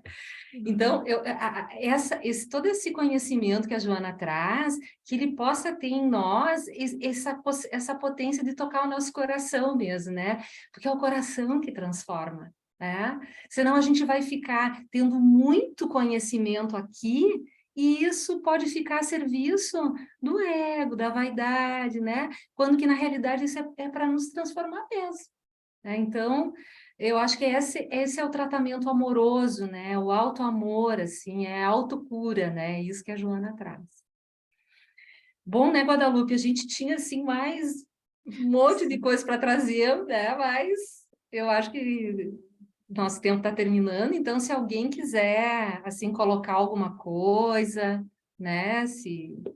Lúcia e Guadalupe, essa fala de vocês duas é altamente consoladora, né, para nós, né, particularmente para mim, né. Como Joana de Ângeles coloca no livro Em Busca da Verdade, né, o perder-se para se achar, né, se auto-achar, altamente consolador, né? É fantástico, né? E para mim isso é a misericórdia divina do Pai, né? Nesse aspecto transpessoal, é isso que Jesus nos traz, e vamos nessa jornada, né? Claro, porque Fantástico, aí... gratidão para vocês. Se a gente perde a rota do GPS, a gente faz uma oração e diz, Pai do céu, por favor, me ajude a achar esse caminho de volta. E aí a gente acha, né? O sistema, ele é atualizado, e às vezes a gente insiste em ir por um caminho e o sistema atualiza e te dá uma rota alternativa, né? Às vezes a vida nos coloca naqueles desvios obrigatórios, eu não sei se isso tem na Europa, mas aqui no Brasil, volta e meia, a gente está em obra, e aí tu tá bem... Tem muito Baustelo, tem muita obra, né, Xanda? Então, aí às vezes tem um desvio e eu fico brava e digo, poxa, isso vai aumentar o trajeto da viagem em 20 minutos. E aí daqui a pouco a gente é surpreendido com uma outra paisagem, com algo que, se não fosse aquele desvio, eu jamais passaria naquela estrada. Então, a oração, essa conexão que Joana fala do sagrado é isso. A gente pode, em alguns momentos, se perder, mas se a gente estiver conectado, a gente vai voltar a achar o caminho. Eu acho que eu fico muito com a frase dentro disso que a Olímpia trouxe, né? E aí saindo um tanto da psicose, né? Mas indo para a nossa questão geral, é ter esse ego estruturado, mas para conseguir lidar com essas questões do inconsciente quando chegam, através de experiência anômala, de sonho, seja o que for, né? Ou através de transtorno mental, aí, né? A gente já sabe que é mais complicado, como está falando aqui, mas é a frase, Senhor, que queres que eu faça? Né? Essa frase, para mim, ela me ajuda muito a tentar não ir lá para o Campus da Paz. Né? Não é não ir, né? Não é não ir, né, gente? Mas assim, que a gente deixe, né? Saiba que precisa, assim, dessa estruturação, mas que se entregue, né? Olha, mudou o caminho, o que queres que eu faça? Né? E que realmente consiga se conectar com uma realidade que é transpessoal, mas que a gente pode lidar. Né?